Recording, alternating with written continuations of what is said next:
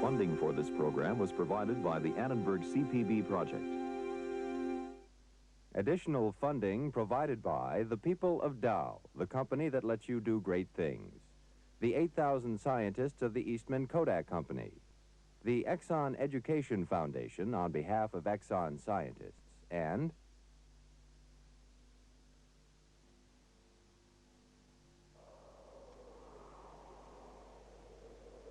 כשאנו מביטים בכל פינה של כדור הארץ, נדמה לנו שהייתה שם מאז ומעולם. אבל הכדור הוא דינמי, הוא ממשיך להשתנות במשך 4.5 מיליארדים שנים. הכימיקלים של האדמה התערבבו, נפרדו ושקעו באופן לא שווה ברחבי הארץ. פני האדמה שונים מפנים האדמה. מדוע? ומהם הכוחות אשר שבו והפיצו את היסודות ואת המינרלים? מינרלים נדירים ורבי ערך נמצאים באזורים מעטים ומפוזרים.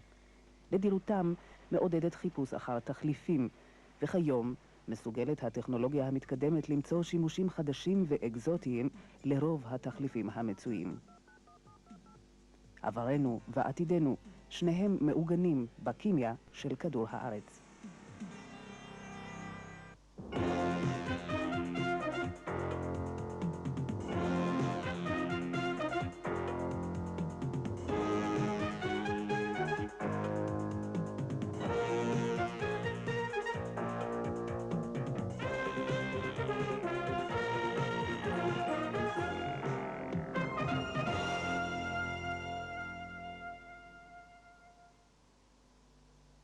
The American philosopher and historian Will Durant observed, civilization exists by geological consent.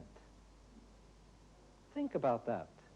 Since everything that we use ultimately derives from the earth, the geographical distribution of minerals and ores determines directly global economics, politics, patterns of trade.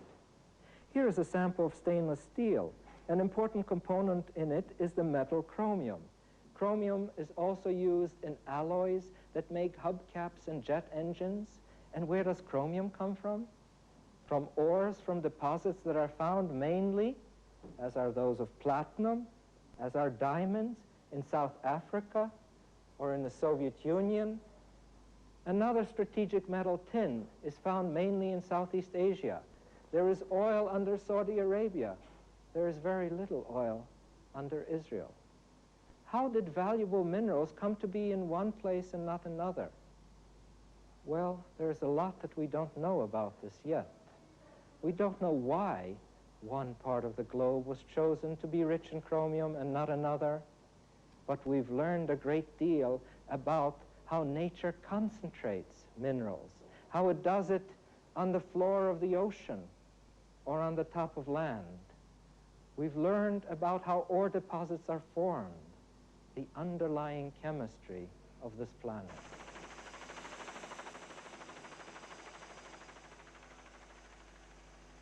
בחר הבוש בדרום אפריקה פעלה כימיה מעניינת. מתחת לפני השטח מצויים מרבצי פלטינה, רודיום וקרום מהעשירים ביותר בעולם.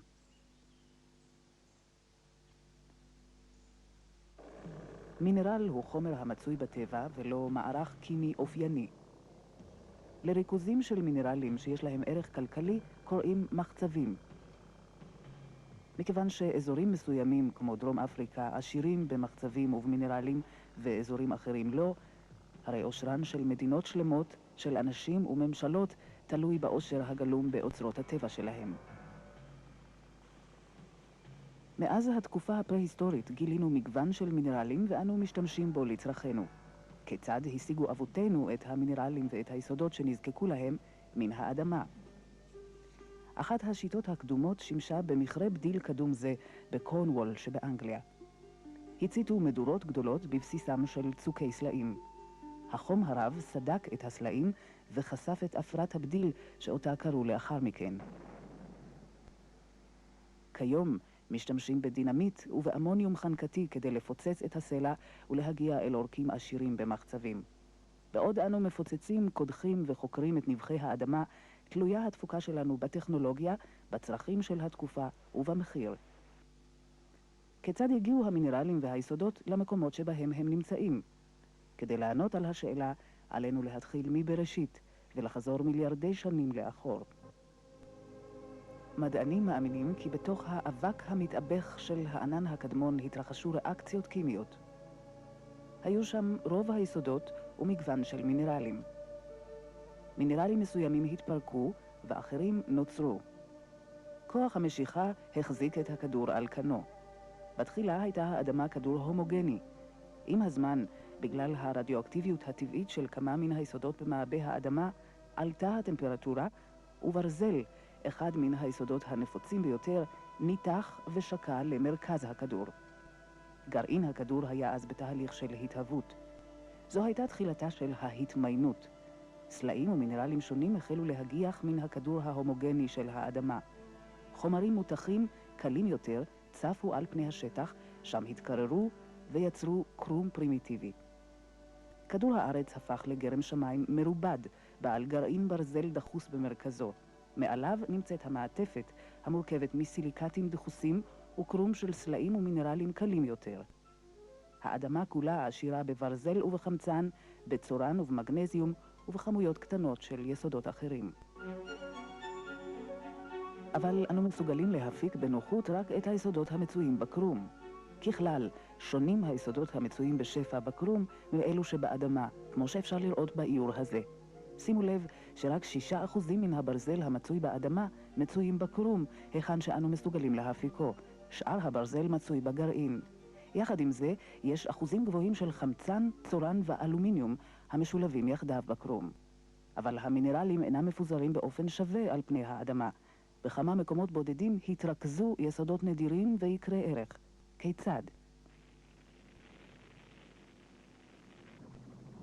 מרבצים של מחצבים נוצרים בשלוש דרכים עיקריות. דרך אחת היא באמצעות התגבשות של מגמה, סלע מותח, בכוכים עצומים מתחת לקרום האדמה. המגמה עולה ובאה במגע עם סלע קר יותר, קרוב לפני השטח. דוקטור פיליפ קנדלה. It loses heat to the surrounding cold rock, and therefore it begins to crystallize. Now, when this molten rock begins to crystallize in the subterranean chamber that we call a magma chamber, there's not just one chemical substance crystallizing, but sometimes 5 to 10 different chemical substances are crystallizing out of this molten rock. מדענים מאמינים כי מוצא המגמה הוא במעטפת עצמה. כאשר התנאים מתאימים, עשויים הסלעים המתלכדים להכיל יסודות כמו קרום ופלטינה. כזה בוודאי היה המקרה בחגורת הבוש של דרום אפריקה, שם מרבצי המחצבים שנוצרו הם גם רווחיים וגם אסטרטגיים מבחינה בינלאומית. הדרך השנייה שבה מתהווים מרבצי מחצבים של מינרלים היא באמצעות פעולתם של מים מחוממים ביתר. כך נוצרים בדרך כלל מרבצי בדיל, עופרת ואבץ. As this hot water is rising, it dissolves metals and can dissolve sulfur from the surrounding rock. And as this water rises to cooler levels within the Earth's crust, it loses heat to the surrounding rock. Also, this rising fluid can boil. The metal and sulfur dissolved in the water can combine to form sulfide minerals. These sulfide minerals may plate themselves along the walls of a fracture and form a mineral vein. For example, here we have a mineral vein. This is a granitic type of rock here that obviously had fractured. Hot rising fluids filled the fracture. Dissolved in that water was silicon dioxide, or which precipitated out from the solution to form crystals of quartz, which is some of the clear glassy material within the vein. Also, the solution contained a metal called molybdenum, and also contained sulfur, and upon cooling, the molybdenum and sulfur united and precipitated from the solution along the walls of the vein to produce a vein which we now find in this rock of molybdenite, molybdenum disulfide, and silicon dioxide, or quartz. מדענים סבורים שמתחת לגייזרים ולמעיינות חמים אלה אפשר שנוצרים כעת מרבצי מחצבים. פתחים הידרוטרמיים אלו אופייניים גם לקרקעית הים. זהו גייזר המעלה עשן שחור בקרקעית הים. כבר עכשיו, זמן קצר לאחר שהצלחנו לראותם מקרוב, הם מספקים רמזים חדשים לאופן שבו נוצרים מרבצי מחצבים. זה תהליך מרתק. ברכסי הים המשתרעים צפונה ודרומה מאמצע האוקיינוס האטלנטי והאוקיינוס השקט, מגמה לוהטת נשפכת החוצה ומחדשת את קרום כדור הארץ. כאשר מתקררת המגמה, היא מתכווצת ונשברת. אז חודרים מי הים אל המגמה המותכת. המים מתחממים ועולים. גופרית ותרכובות מתכתיות מן הסלעים הסמוכים מתמוססות במים העולים ומגיבות. כאשר התמיסה החמה העשירה במינרלים באה במגע עם מים קרים יותר, בהפרש של 400 מעלות, המינרלים ממהרים לשקוע, בהצטברם לעתים קרובות בסדקי הסלעים ובשבריהם. They gave us direct visual proof that our ideas of the circulation of water around magma chambers and the stripping of metals from surrounding rocks actually is a valid process in the formation of hydrothermal ore deposits. התהליך השלישי שבו מתהווים מרבצי מחצבים ומינרלים הוא שיקוע. שיקוע הוא תהליך פיזיקלי, לא כימי. Of rock and mineral matter can be carried by flowing water. In areas where the velocity of water is decreased, the particles of rocks and minerals that are carried by the flowing water may settle out. משום שהם מצויים על פני השטח ובגלל רכותם היחסית, נחרו סלעי המשקע, נחתכו ועוצבו לאורך כל ההיסטוריה האנושית. במובנים רבים, סלעי המשקע הם שעיצבו את ההיסטוריה, מהם נבנו ערינו. אנו בונים כבישים, גורדי שחקים ופסלים מאבן גיר ומשיש. גם אבותינו בנו בהם. הם רצו שבנייניהם יאריכו ימים, על כן השתמשו בסלע. הם לא שיערו כי הסביבה הכימית תקשור קשר נגדם. Here we have a couple pieces of common sedimentary rock. They're limestone. They're both made of calcium carbonate. This limestone came from Indiana. This one is Italian marble. Again, both of them calcium carbonate. Now, we've used that material to build buildings, to make monuments, statues, but we have a problem now in modern day. Certainly you've heard of acid rain. Well, acid rain, the problem with that is the acid will react with that calcium carbonate, with that limestone, and cause deterioration of that substance. Let's do a test and I can show you how that works. What I'm going to do is add a little hydrochloric acid to the limestone. Now, geologists use this as a test for limestone because you'll see why. There's certainly a reaction. Put a little bit of acid right on the limestone. Watch what happens. Whoa, see the bubbles coming off of there? Now, here's the marble piece, Italian marble, does the same thing. Of course, it should. They're both calcium carbonate. The reaction now that is happening is that the calcium carbonate reacting with the hydrochloric acid to produce carbon dioxide gas given off, as well as some water, and it's left in with some calcium chloride, some salt that's left on there. אבן גיר ושיש, שניהם סידן פחמתי, שימשו חומרי בנייה מימים ימימה. פסלים אלו ובנייני הרנסנס בוונציה הם אוצרות מן העבר שקשה לאמוד את ערכם. ובהיותם עשויים שיש, מתפורר העבר לנגד עינינו. יצירות אומנות אלו חשופות לגשם חומצי, אשר מגיב עם הסידן הפחמתי בהופכו את הפסלים למלחי סידן מסיסים. ריאקציה כזאת בין גשם חומצי לבין סידן פחמתי מתרחשת באופן טבעי כבר מיליוני שנים. כך נוצרות מערות. אף שמינרלים פחמתיים כמעט אינם מסיסים במים, הם מומסים בקלות על ידי חומצה פחמתית המצויה במי תהום. כשמחלחלת אותה חומצה פחמתית מהולה בתוך חיבורי הסלעים, עשויה אבן הגיר להתמוסס. במשך הזמן נוצרת מערה. בריאקציה הזאת מושג שיווי משקל. סידן פחמתי ומימן פחמתי מתקיימים יחדיו בתמיסה. זו ריאקציה הפיכה שאפשר לחקותה במעבדה. What if I took some of this calcium oxide, calcium carbonate minus the carbon dioxide, and put it into this distilled water, just plain old water? You form a cloudy solution of calcium hydroxide. Now, what could we do with this in an interesting way? Now, there's another process that goes on here. What if I took this solution, poured it through the filter paper there, I would then have a solution of calcium hydroxide, or really a solution of calcium oxide. You can look at it that way too. One of the things I can do, I can add that carbon dioxide back onto there. Let's see if I can add it back on.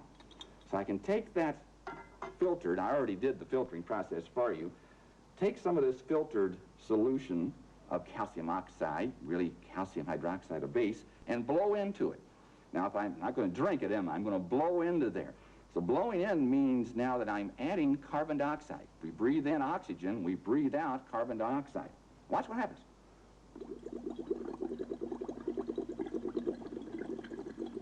There it goes. Now the cloudiness is calcium carbonate. I put the CO2 back onto that calcium oxide.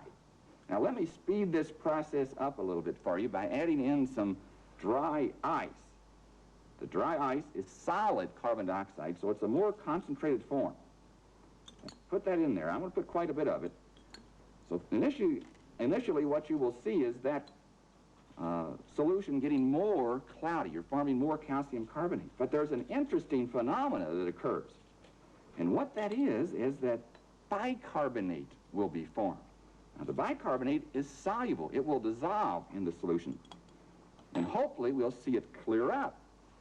Now, this process that we've talked about is a reversible process. We've shown a little bit of that, calcium oxide into a water solution, and then we can add the carbon dioxide back into there. Oh, look, it has cleared out. So now that we see that the bicarbonate must have been formed. Well, this sounds like a fairly complicated procedure, but it's really not that complicated. In fact, nature does this very, very well underground. כאן, במערת הממוטות בקנטקי, פועל אותו תהליך טבעי שראינו במעבדה. כאשר נוטפים המים, נוצרים זגיפים על קרקעית המערה, ונטיפים נתלים מן התקרה סביב מקור המים הנוטפים. התהליך איטי. יותר מ100 שנה נדרשות ליצירת זקיף או נטיף באורך של סנטימטר אחד. תרכובת נפוצה אחרת, היוצרת סלעי משכב אשר נמצאת כמעט בכל מקום, היא סיליקה, צורן דו-חמצני, או כפי שאנו מכירים אותו, חול. Sand. It not only feels good between my toes at the beach or running through my fingers. What a simple material and thousands of years of use. What is sand? Sand is quartz, finely divided, and quartz is a compound of silicon and oxygen, bound extremely strongly together. And it's only in this century that we've learned how to break apart that bond efficiently and economically, and to make large quantities of pure, very pure silicon. It's changed our lives. The silicon revolution is only 40 years old. Isn't it ironic? The new information age being shaped from simple sand? החול נפוץ אפילו יותר מאבן גיר. הוא בנוי משניים מן היסודות שבהם כדור הארץ משופע ביותר, צורן וחמצן. צורן טהור אינו קיים במצב של יסוד, ורק בעת האחרונה הצלחנו להפיק צורן מן הצורן הדו-חמצני.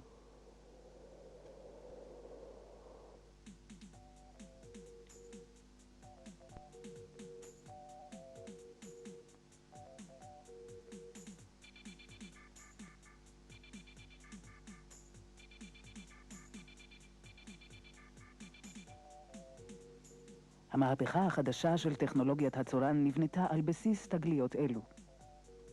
צורן וחמצן הם שני היסודות הנפוצים ביותר בקרום כדור הארץ. כיצד הם מתרכבים יחד ליצירת מגוון של חומרים, ומה המבנים שלהם? מבט במבנה הבסיסי של סיליקט מגלה אטום צורן הקשור בקשר קובלנטי עם 4 אטומי חמצן ויוצרם טטרהדר, כשהצורן במרכז. זו היחידה הבסיסית של מינרלי סיליקט. 2 טטרהדרים עשויים להתחבר יחדיו באמצעות שיתוף אטום חמצן. מתחילה להתהוות שרשרת, שבה 2 אטומי חמצן משותפים ל2 אטומי צורן. שרשרת זו היא היחידה הבסיסית של הסיליקט הסיבי, דוגמת האסבסט. 2 שרשראות עשויות להתחבר תוך שיתוף אטומי חמצן לסירוגין.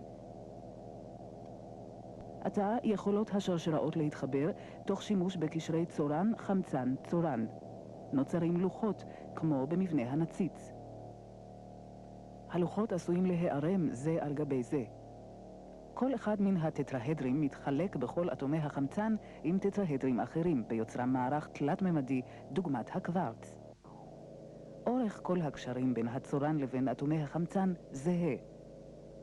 בקנה מידה אטומי זה מבנה סימטרי בעל אורך בלתי מוגבל. סיליקטים ניתחים בקושי. הקשרים הקובלנטיים בין צורן לחמצן חזקים. כדי למצות את היסוד צורן מקוורץ, יש לערבב קוורץ עם פחמן ולחמם עד לטמפרטורה גבוהה. אבל הצורן המתקבל בדרך זו אינו טהור דיו כדי לשמש בטכנולוגיה המתקדמת של שבבי מחשב ותאים סולריים. AT&T, מעבדות בל בשורט הילס, ניו ג'רזי. כאן קידם המדען ויליאם פן את טכניקת טיהור הצורן, המכונה היתוך אזורי.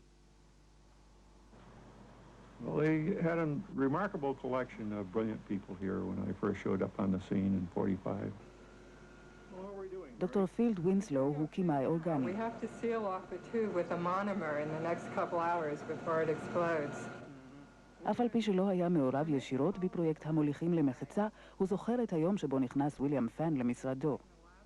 Came up to visit me one day and said he had this new idea that what I want to do is to purify silicon and germanium by placing these materials in a boat and sweeping a hot zone repeatedly over this boat so that you melt the material in the boat in zones and sweep these zones along the length of the boat and repeat it. And in the hopes of driving the impurities ahead of this hot zone.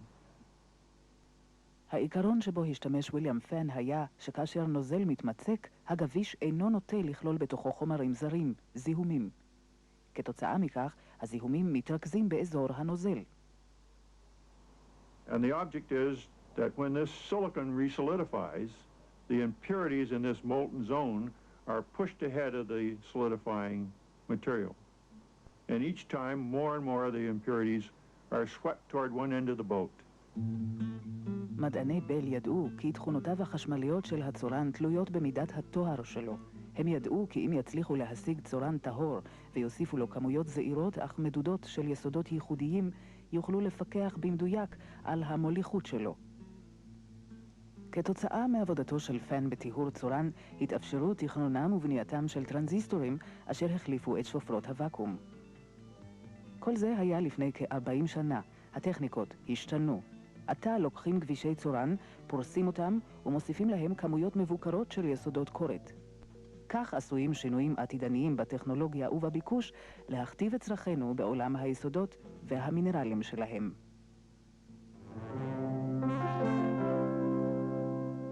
לסיכום, אנו חיים בעולם דינמי, ותהליך ההתמיינות של היסודות בכדור הארץ ממשיך להתרחש. היסודות והמינרלים המצויים בגרעין כדור הארץ שונים מאלו המצויים על פני הקרקע. תרכובות כימיות שונות ומינרלים שונים עדיין מתהווים ומתרבדים במקומות שונים. שלושת התהליכים הפועלים בתחום זה הם פעילות מגמה, שבה מתגבשים מינרלים בתוך כוכים תת-קרקעיים של סלע מותח, פעילות הידרוטרמית, שבה מתרבדות תרכובות כימיות בעקבות מגע עם מים חמים ביתר, ופעילות שיקוע, שבה בתהליך פיזיקלי ולא קימי מועברים מינרלים באמצעות נהרות ונחלים, ואלו משקעים אותם באזורים חדשים. אחד מסלעי המשקע הנפוצים ביותר הוא אבן גיר, סידן פחמתי. האנושות כולה השתמשה בו כחומר בנייה, אבל הגשם החומצי מגיב עם הסידן הפחמתי והופך יצירות אומנות עתיקות למלחי סידן מסיסים. אותה ריאקציה אחראית להתהוות מערות. חומר נפוץ נוסף, חול, נדרש בעת האחרונה לתפקיד אקזוטי יותר מאשר בבנייה. באמצעות קבלת צורן מצורן דו-חמצני וטיהורו, התאפשרה מהפכת המידע. This quarry is a symbol of our dependence on the earth. We take from it its riches, some given to us simply like sand, some that have to be torn from its innards, like the rock or iron ore, some that are released by our ingenuity, like silicon. We're very successful at what we do, and so I don't doubt for a minute that under your feet there is another technological revolution waiting to be released by your hands, by your mind. But there is more, and this quarry also symbolizes that.